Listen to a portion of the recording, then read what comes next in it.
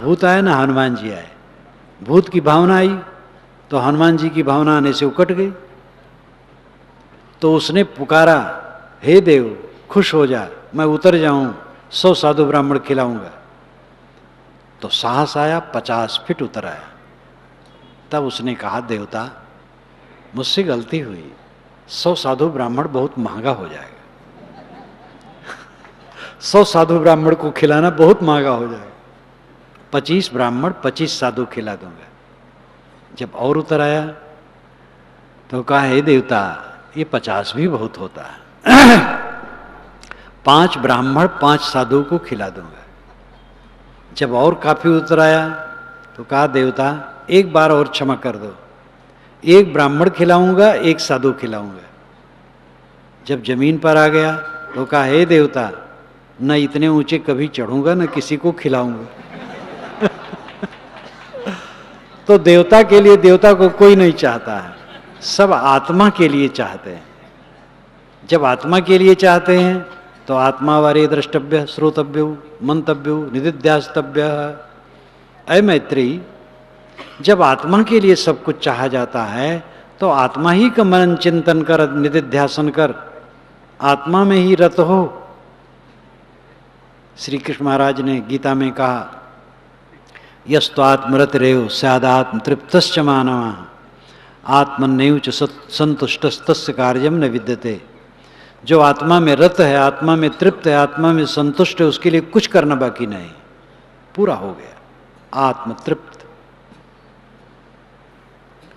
सदगुरु कबीर कहते हैं, जब लग दिल पर दिल नहीं तब लग सब सुख ना है, चारों जुगन पुकारिया सो संशय दिल माए।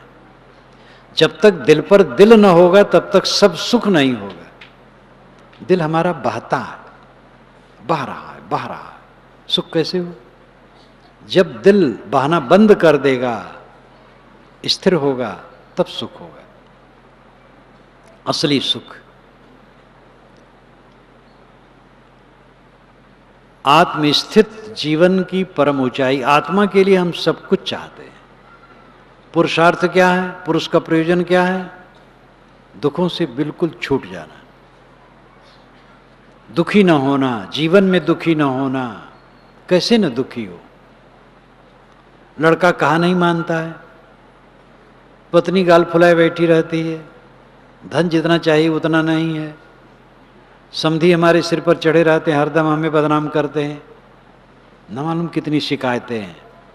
ये शिकायतें जीवन में कभी खत्म नहीं होगी। मैंने कल कहा था, निमित्त बने रहेंगे, उपादान को खत्म करना है। घड़ा का उपादान कारण मिट्टी है और निमित्त कारण कुम्हार है।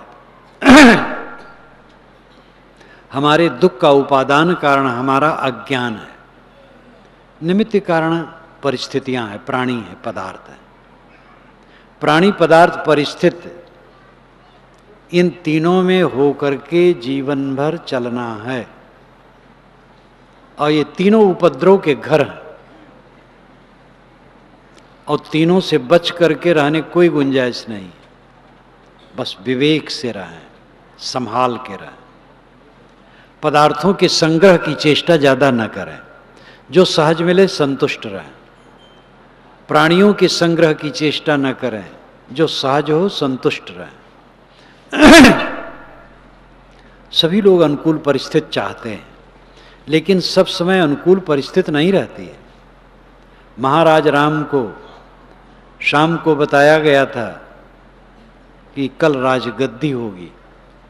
सुबह बताया गया 14 बरस का कठोर वनवास, जिसमें किसी का दिया हुआ खाना वर्जित था, स्वयं कमा के खाएं, वन्य फल लाएं, कैसे भी करें, किसी का दिया हुआ खाना वर्जित था। नगर और ग्राम में जाना वर्जित था, जमीन पर सोना, झोपड़ी में रहना, जंगल में रहना। 14 बरस का कठोर वनवास। सोचिए, एक राजकुमार, राजरानी 14 बरस के लिए बन जाए, कितना कठोर है। इसीलिए भरत जी जब ये जमुना पार किए हैं तो सुमंत तो गंगा के उसी तरफ रह गए थे, श्रृंगवेरपुर जहाँ हम लोग बैठे हैं, यहाँ थोड़ा और पश्चिम चल करके तब सामने गंगा के उधर पड़ता है। वहीं वो रह गए थे, घोड़ा वहीं रह गया, रथ वहीं रह गया, नौका से इधर आए।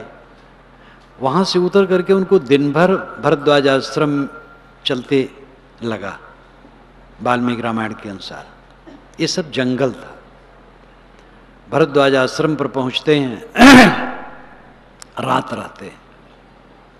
ये भरत की बात है, राम की बात नहीं है शायद। राम जब जमुना से उतरते हैं, जमुना पार करते हैं, तब की बात है कि वहाँ से वो पैदल उधर भी चलते हैं। तो भरत जब जमुना पार हुए तो उन्होंने कहा, सिर भर जाऊं उचित असमोरा, सबसे सेवक धर्म कठोरा। पूरा पूरा स्मरण नहीं है कि उसी के बाद कि पहले से, लेकिन ये बातों कहते हैं, सिर भर जाऊं उचित असमोरा, सबसे सेवक धर्म कठोरा।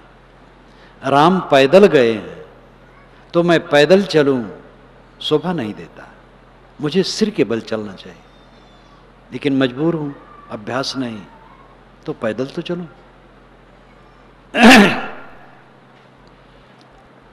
रामायण में चाहे वाल्मीकि रामायण पढ़िए चाहे रामचरितमानस, अयोध्या कांड रामायण का दिल है। अयोध्या कांड में गोस्वामी जी बहुत कल्पना नहीं भर पाए। अयोध्या कांड में जो पढ़ो लगता है घटना घट रही। रामायण की का दिल अयोध्या कांड है।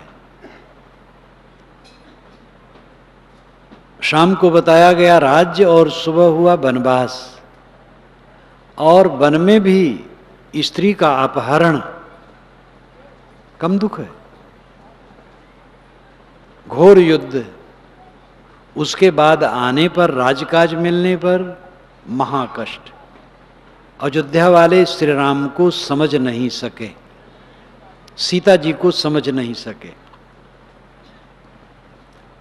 लोग कहते हैं धोबी ने ताना मारा। धोबी की पत्नी रूठ करके जा रही थी, तो धोबी ने कहा पत्नी से, जाओ, मैं राम नहीं हूं कि तुम्हें लिवाने आऊंगा, कहीं भी रहो फिर पत्नी बना लो। तो राम गुप्तचर से सुन पाए तो उनको कष्ट हुआ। वाल्मीकि रामायण में ये सब नहीं, ये सब एक छोटी रामायण में है। वाल्मीकि रामायण में पढ़ो तो हकीकत लगता है। शाम को राम बैठते हैं भोजन करके, तो उनके कुछ मित्र हैं जो तनख्वाह शुदा हैं। तनख्वाह उनको मिलती है लेकिन दर्जा मित्र का है। वह हंसी ठिठोली करके, कहानी सुना करके, मनोरंजन करके खुश करते थे, क्योंकि राजा दिन भर राजकाज में पिसता है, दिमाग उलझा रहता है। तो सोने के पहले कुछ ऐसे पेशेवर नौकर मित्र होते थे जो अच्छी बात, विनोद की बात, आनंद की बात कह करके खुश करते थे। उन मित्रों से उन्होंने पूछ लिया कि मेरे लिए, मेरी पत्नी के लिए, मेरी माताओं के लिए, मेरे राजकाज के लिए, मेरी व्यवस्था के लिए प्रजा में क्या चर्चा है। तो उन्होंने बताया सब चर्चा अच्छी है, एक चर्चा खराब है।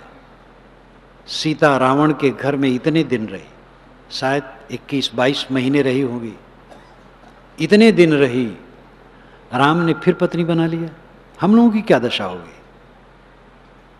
हमारी पत्नियां कहीं भी रहें, फिर पत्नी बनाना पड़ेगा। ये चर्चा बहुत है। बताइए आप, अयोध्या में श्री राम और सीता को लोग नहीं समझ पा रहे थे।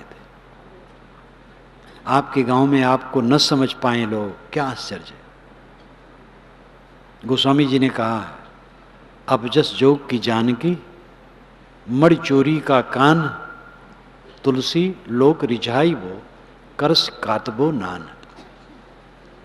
क्या सीता जी अबजस के योग थे? क्या श्री कृष्ण महाराज ने मणि की चोरी की थी? दोनों बातें झूठी हैं।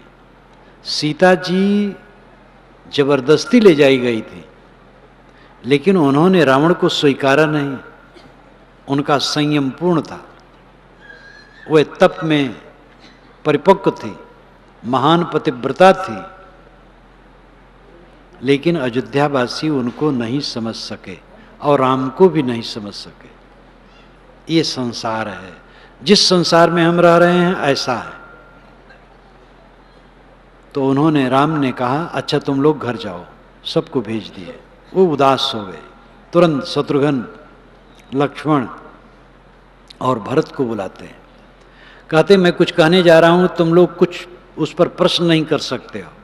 लक्ष्मण, सुबह सुमंत को ले लो, रथ हाँके, और सीता को बैठा लो। सीता को कह दो ऋषियों के आश्रम में, वो घूमना चाहती थी, मुझसे कहती थी, तो कह दो ऋषियों के आश्रम में घुमाने ले जा रहा हूं एक रात के लिए। गंगा के पार वाल्मीकि आश्रम में, वाल्मीकि का आश्रम जिस वन में है वहां छोड़ देना, और कह देना विवाद के डर से, अपवाद के डर से राम ने तुम्हें सदा के लिए निकाल दिया है। वो सब कथा इतने द्रावक है, मैंने रामायण रहस्य में लिखा है, बहुत द्रावक है। इस प्रकार का संसार है। किसके सामने सारी परिस्थितियां अनुकूल रहती हैं? बड़े बड़े राजे महाराजे की परिस्थिति बदलती है। जिन बादशाहों ने किला बनवाया, वही किला का एक कमरा उसके लिए जेलखाना बना।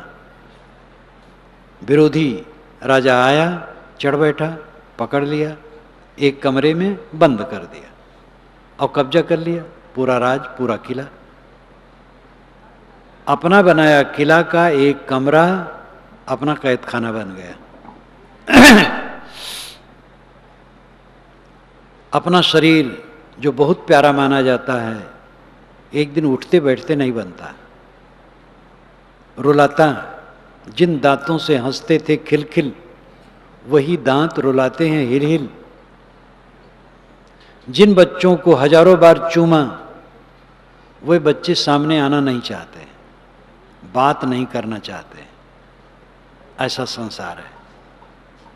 तो यहां एक समान अनुकूल परिस्थिति किसी को मिलेगी क्या? अनुकूल प्राणी हर समय मिलेंगे? अनुकूल पदार्थ सब समय मिलेंगे? प्राणी, पदार्थ, परिस्थिति, ये तीनों में हो करके सबको गुजरना है। प्राणी सचैतन्य को कहते हैं। जानवर भी प्राणी है, लेकिन जानवर का ज्यादा उपद्रव नहीं, आदमी का उपद्रव है। आप हजारों जानवर पाल लें, चारा पानी दें, निवास दें, फिर कोई परेशानी नहीं, लेकिन मनुष्य का एक बच्चा पाल करके निभाना बहुत मुश्किल है।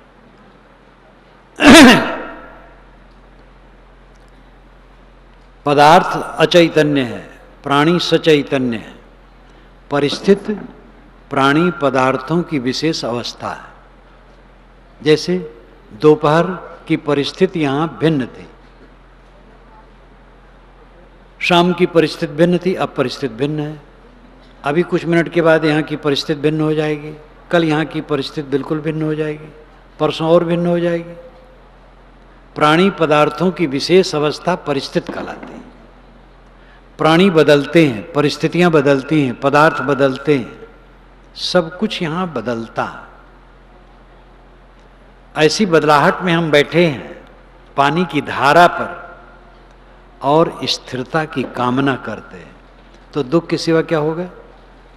जहां एक क्षण कुछ भी अपने बस में नहीं है, सब कुछ बह रहा है, वहां जो मोह मजबूत करके बना के बैठेगा, उसको पीड़ा के सिवा क्या होगा? जब हनुमान जी पहुंचते हैं लंका में, अशोक वाटिका में, सीता जी विलाप करती, धन्या खलु महात्मानो मुनय सत्य सम्मता जितात्मानो महाभागाजी सामनस्ता प्रिया प्रिय। निश्चित ही वे महात्मा धन्य हैं जो जितेंद्रिय है, जिनको न कुछ प्रिय है न अप्रिय, आत्मलीन है, धन्य है। हम ऐसे प्राणी हैं, ऐसा नहीं, इसलिए रो रहे हैं। सीता जी के मुख से ये बहुत बड़ी बात कहलाई गई है, ये वाल्मीकि रामायण में आता है। धन्या खलु महात्मानो मुनय सत्य सम्मता जितात्मानो महाभागा ये सामनास्ता प्रिया प्रिय। जो मननशील हैं, इंद्रिय जित हैं, जिनको अनुकूल प्रतिकूल कुछ नहीं, प्रिय प्रिय कुछ नहीं, वे धन्य है। हम संसारी जीव कहीं प्रिय मान रहे हैं, कहीं अप्रिय मान रहे हैं, इसलिए रो रहे हैं।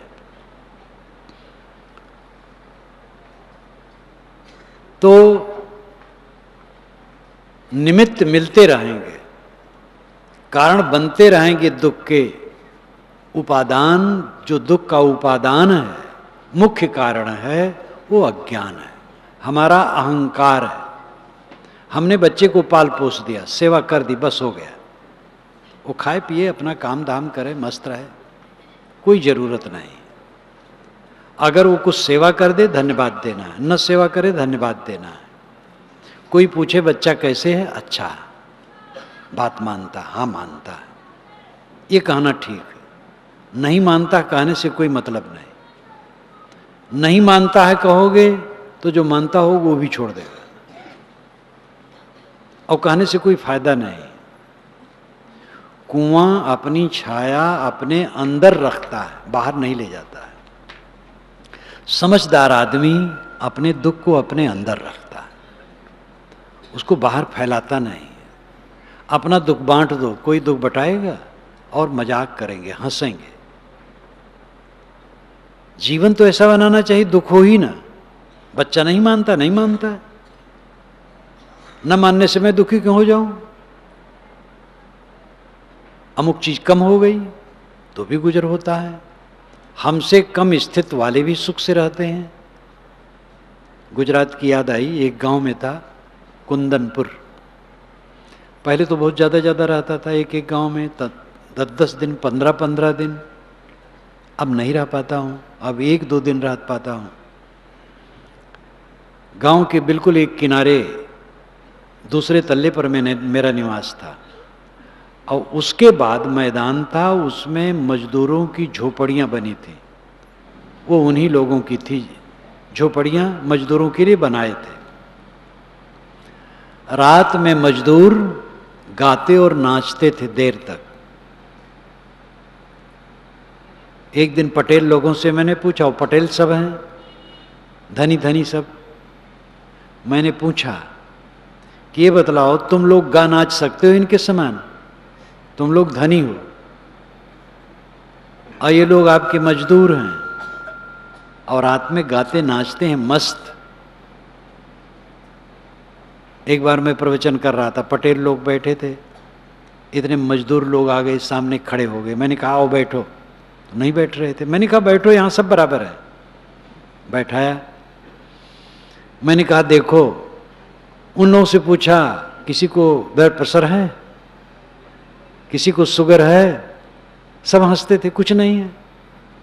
और उधर पटेल लोगों को कोई बचा था नहीं, सबको है।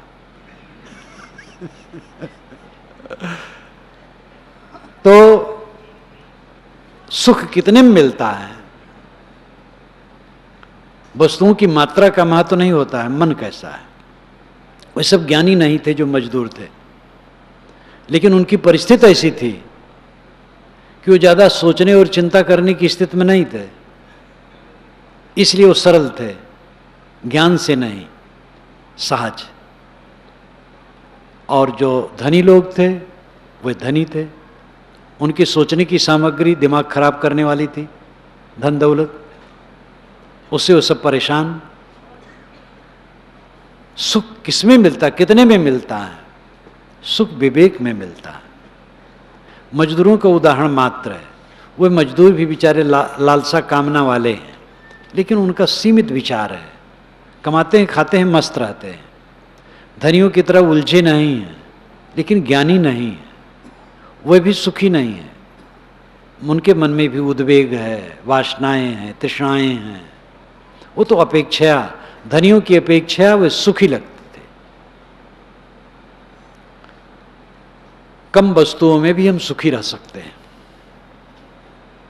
मन की शांति एक ऐसी चीज है जो सबसे ऊपर है। थोड़े में भी वो ऐसे रहती है और ज्यादा में भी वो ऐसे रहती है। यहां पर संस्था की स्थापना हुई तो हम लोग एक टाइम भोजन बनाते थे, दोपहर में, शाम को नहीं। यहाँ के मित्र लोग कहें शाम को बनाया कीजिए तो खर्चा ज़्यादा पड़ेगा, एक टाइम बनाते थे। और टीन के डब्बे में चावल दाल गेहूं इत्यादि रहता था। एक दिन हम लोग गेहूं उबाल करके खाए थे। पानी बहुत बरसा तो आटा पिसाने के समय जाने की जगह नहीं थी। वो आश्रम था उधर वाला छोटा वाला, यहाँ तो नहीं था। पानी पानी, सड़के उड़के कुछ नहीं, चावल कुछ था। तो मैंने कहा चावल बना के हम लोग खा लेंगे, और कोई अतिथि आ जाए तब, स्टेशन से उतरेगा तो भीगते भागते आएगा ही, तो चावल नहीं बनाएंगे। तो गेहूं उबाला गया। चना होता, मटर होता तो बढ़िया बन जाता। गेहूं को उबालो, उबलते नहीं है। घंटों उबाला गया लेकिन वही खाया गया। लेकिन उस समय का सुख और इस समय के सुख में हमारे कोई फर्क नहीं है। जितना सुखी मैं तब था उतने सुखी अब हूं, और उतने सुखी रहूंगा ये सब कुछ न रहे, उतने सुखी रहूंगा। क्योंकि वह सुख घटता बढ़ता नहीं है। बाहर का सुख खुजली है, वो फिर जलन पैदा करता है।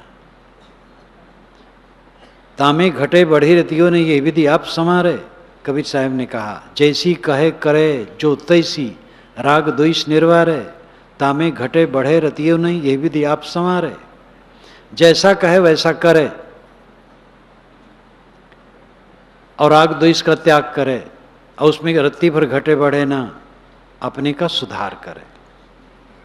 पूर्ण आत्मसंतोष मिल जाने के बाद वो सुख बढ़ता नहीं और घटता नहीं। साधना ढील कर दे तो घट जाएगा।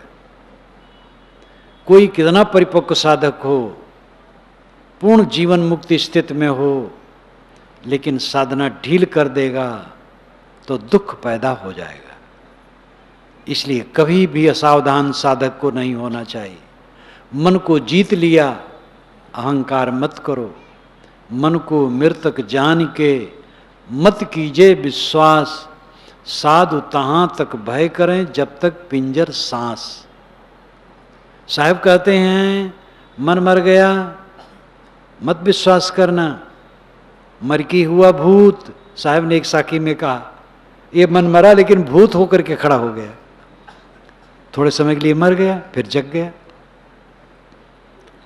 वर्षा में हवा प्रेरक आती है, थोड़ा सा बादल विशाल हो जाता, घनघोर वर्षा होने लगती है। चित्त के विकारों का आश्रय पा करके फिर उत्पात शुरू कर देगा अहंकार। इसलिए जीवन मुक्त पुरुष को भी सावधान रहना चाहिए। जब तक शरीर है तब तक अत्यंत जागरूक।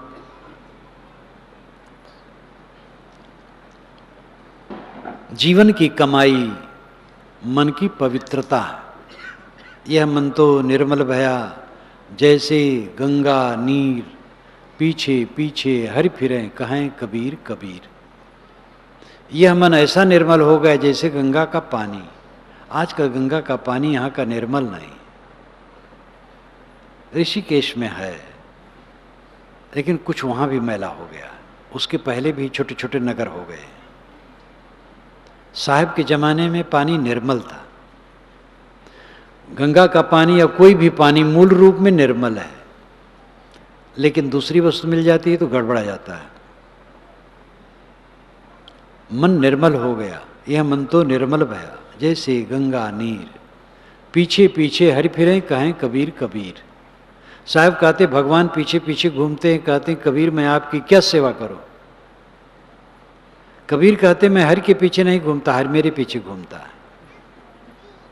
राम बुलावा भेजिया दिया कबीरा रोए, जो सुख साधु संग में सो वैकुंठ न होए। राम ने बुलावा भेजा, कबीर आ जाओ साकेत लोक में वैकुंठ धाम में। तो कबीर साहब कहते मैं रोने लगा। जो साधुओं की संगत में सुख है वो वैकुंठ में नहीं है। राम कहीं नहीं है जहां लोक हो, कोई बुलाने वाला नहीं, ये रूपक है। सबका मन यही तो है ना कि हम वैकुंठ वास करें, भगवान के पास पहुंच जाएं। साहब कहते ये धरती वैकुंठ है, संतों की संगत वैकुंठ वास है। संतों की संगत करो और संतों की संगत करके सत में स्थित हो जाओ। सत शब्द से ही संत शब्द बनता है, इसलिए संस्कृत में संत शब्द का अर्थ सत ही होता है। संतों की संगत बाहर और सत आत्मा से संबंध भीतर। संतों की संगत करो और संत यही बताते हैं कि अपने आत्मा में लीन हो, अपने में जाओ। तथागत बुद्ध ने कहा भिक्षुओं अपनी शरण में जाओ।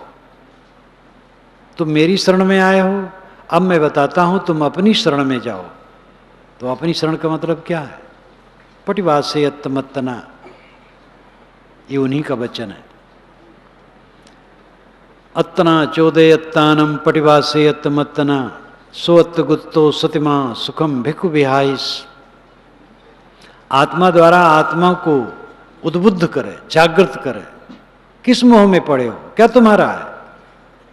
और पटिवासेयत्तमत्तना, आत्मा द्वारा आत्मा में निवास करे, यानी अपने आप में तृप्त हो। सोअत्तगुत्तो, वो अत्तगुत्त है, आत्म सुरक्षित है। सतिमा अस्मृतमान है, जागृत है, सावधान है। सुखम भिक्खु विहाइस, ऐसा साधक सुखपूर्वक जीता है। अपने में आपने आत्मा में लौट आना। आत्मा ही परमात्मा है। परमात्मा की शरण कहाँ है? मन को समेट लेना परमात्मा की शरण है। वसुदेव चित्त की शुद्धि है, ब्रह्मत्व की प्राप्ति चित्त की शुद्धि है। भगवत प्राप्त पुरुष हैं वह, उनके पास जाओ कहीं भगवान नहीं बैठे, न उनके कंधे पर, न सिर पर, न बगल में। भगवत प्राप्त आत्म उपलब्धि है। परमात्मा, ब्रह्म, खुदागाड, निर्वाण, मोक्ष, कल्याण, जितने शब्द कहे जाएं सभी शब्दों की चरितार्थता आत्म संतोष में, आत्म तृप्ति में। ऐसा मन निर्मल हो।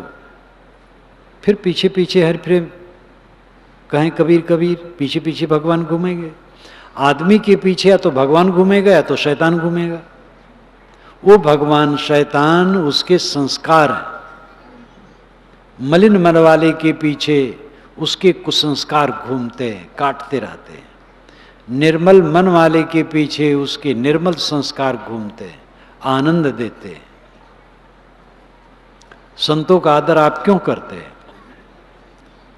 उन्होंने अपने जीवन को मांच करके बना लिया है, शुद्ध कर लिया है, इसलिए आप उनको मानते हैं।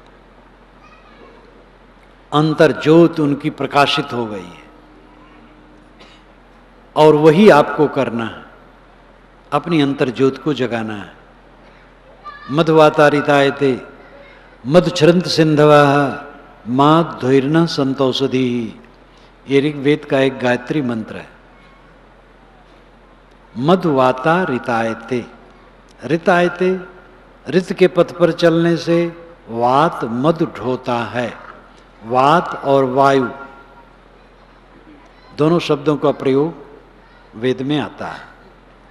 वायु से हवा भी है और वायु नाम का देवता भी है, लेकिन वात तो वायु के लिए ही है। मधुवाता रितायते, ऋत के नियम के सत्य के पथ पर जो चलता है उसके लिए हवाएं मधु ढोती। मधुचरंत सिंधवा, उसके लिए नदियां मधु बहाती। माध्वैर्न संतौषधि, और औषधियां वनस्पतियां उसके लिए मधु बरसाती। वेदों में वनस्पतियों को औषध कहा गया है। सारी वनस्पतियां औषध हैं। अमंत्रम अक्षरम नास्ति नास्ति मूलमन औषधम, अयोग्य पुरुषो नास्ति योजक स्तत्र दुर्लभ। अमंत्रमक्षरम नास्ति, कोई अक्षर नहीं है जो किसी मंत्र दोहा चौपाई में न लगे। अमंत्रमक्षरम नास्ति, नास्ति मूल मनौषधम, ऐसा कोई मूल वृक्ष लता गुल्म वनस्पति नहीं है जिसकी औषध न बने। अयोग्य पुरुषो नास्ति, दुनिया में कोई ऐसा मनुष्य नहीं है जो बिल्कुल अयोग्य है। हाँ, योजक अस्त्र दुर्लभ है, इनका संयोजन करने वाला दुर्लभ है। किस अक्षर को किस छंद में कहाँ बैठाना है, किस वनस्पति का क्या औषध है, किस आदमी को किस काम में नियुक्त करना चाहिए, ये संपादक संयोजक दुर्लभ है।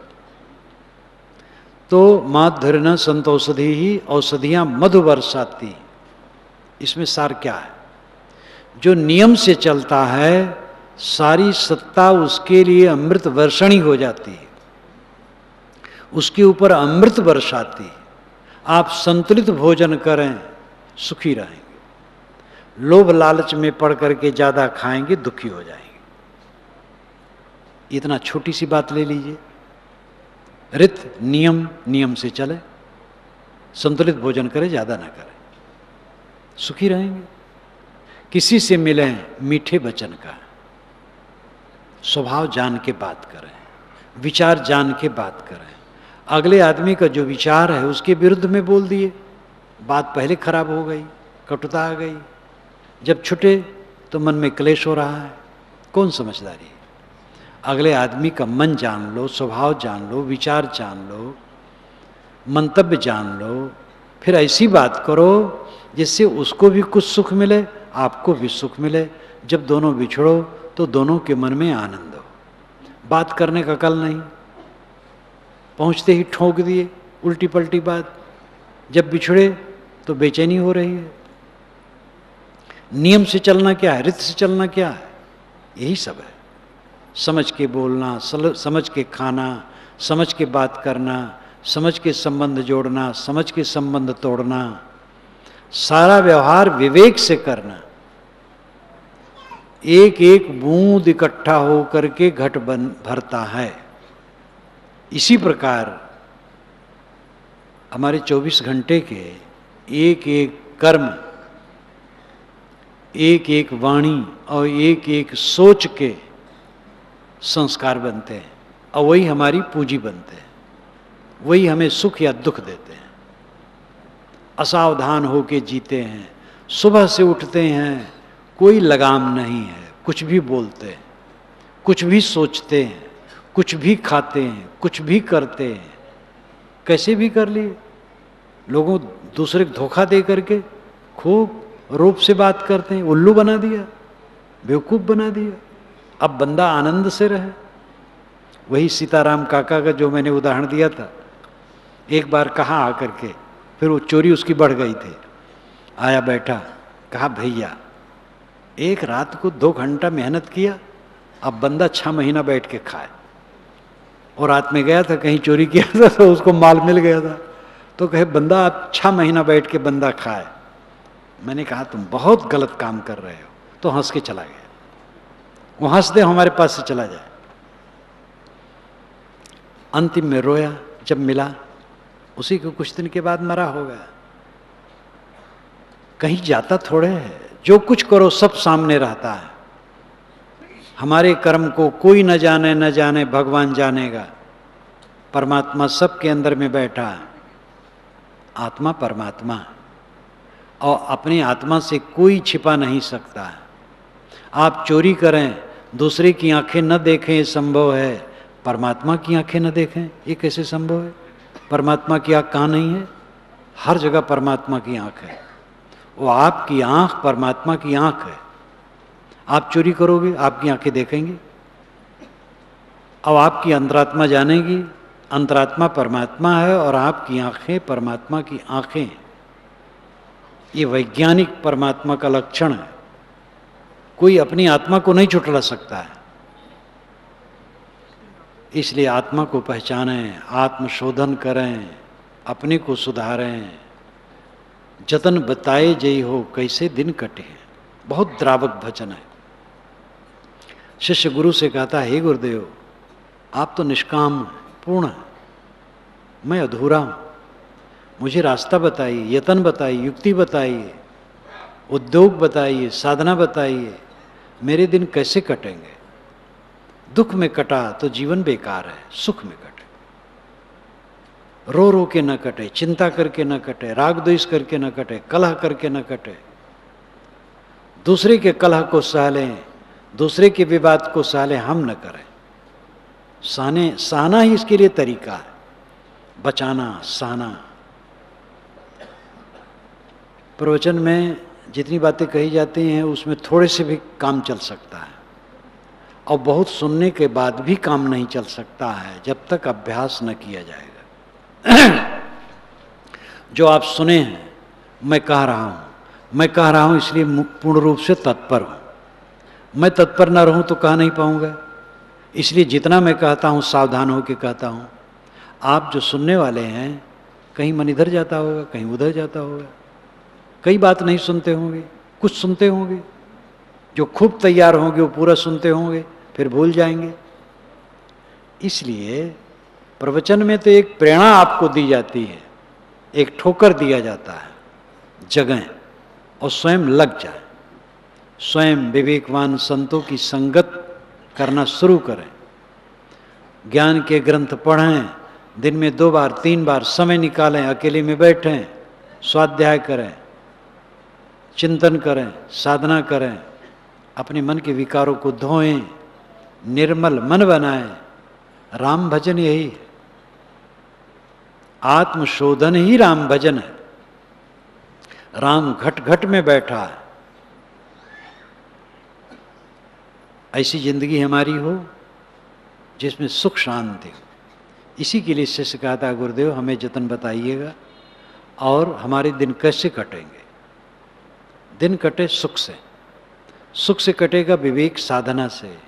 खाली रुपया पैसा धन दौलत बटोर लेने से सुख से नहीं कटेगा। ये देह के लिए जरूरी है, मेहनत करें जिस श्रेणी में जो हैं, और जितना मिले उसमें संतुष्ट रहें। बाहर की तुलना न करें, दूसरे के धन, दूसरे के परिवार, दूसरे की बुद्धि, दूसरे के शरीर, पद, प्रतिष्ठा की तुलना करके कोई सुखी नहीं रह सकता है। हमारा अपना राजकाज है, झोपड़ी है अपना, हमारा राजभवन है। जो उपलब्ध हो अपने परिश्रम में, उसमें संतुष्ट और साधना का काम करें। कमाते क्यों हैं? खाने के लिए। खाते क्यों हैं?